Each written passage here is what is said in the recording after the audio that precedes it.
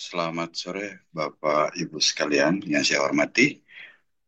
Perkenankan eh, saya menyampaikan sebuah video singkat sebagai lanjutan dari video-video sebelumnya, yakni kita masih berada pada skema penelitian dosen pemula, di mana sudah saya tayangkan sebagai background, yaitu template ya.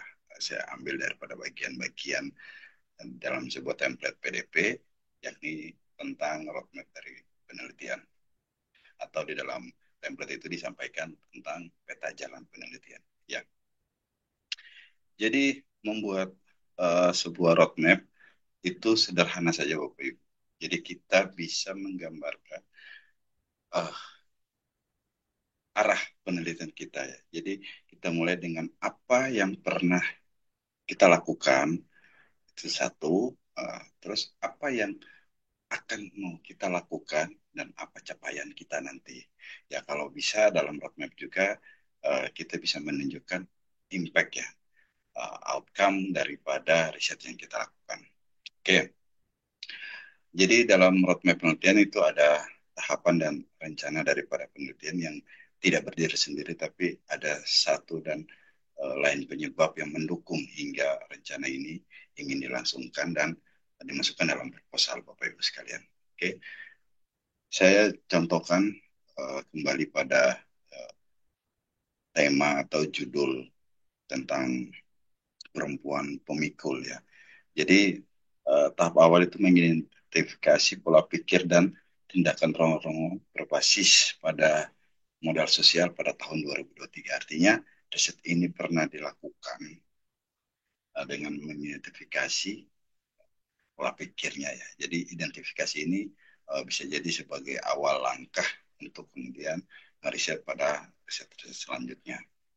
Oke, pada selanjutnya ada pengembangan pengumpulan data gitu ya, yang sekiranya hanya berbasis pada kerja perempuan yang kemudian berprofesi ya, berprofesi sebagai rongo-rongo itu, namun kemudian dikembangkan pada tahun 2004 atau 2025 nanti ya, mau kita usulkan dengan uh, lebih mendalami karakter daripada rongo-rongo tersebut.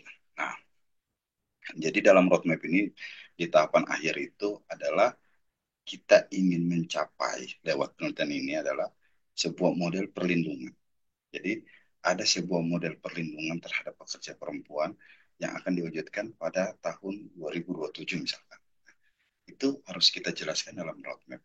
Nah, di belakang saya sudah ada gambaran sederhana, mungkin Bapak Ibu bisa membuat lebih baik daripada diagram yang sudah saya coba buat.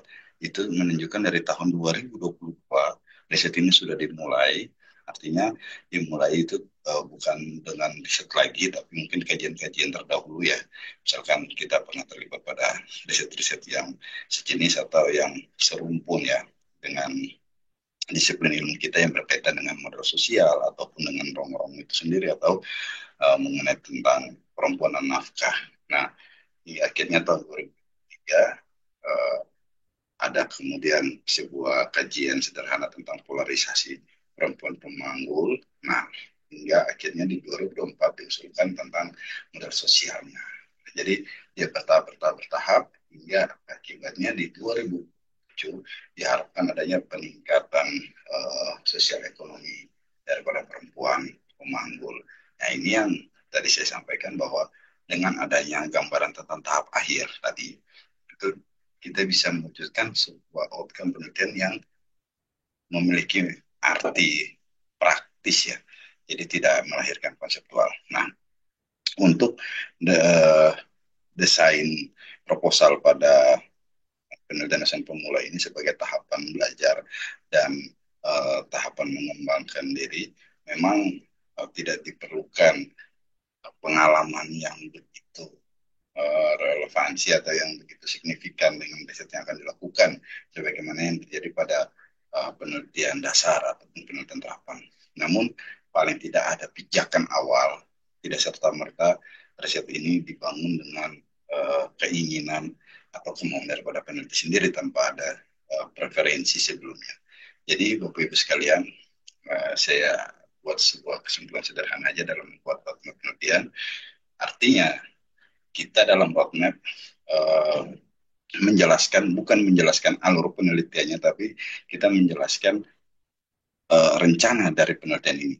Dari apa yang kita miliki, apa yang pernah kita lakukan, sampai apa yang mau kita lakukan, hingga akhirnya apa yang akan berdampak dari yang telah kita lakukan nanti.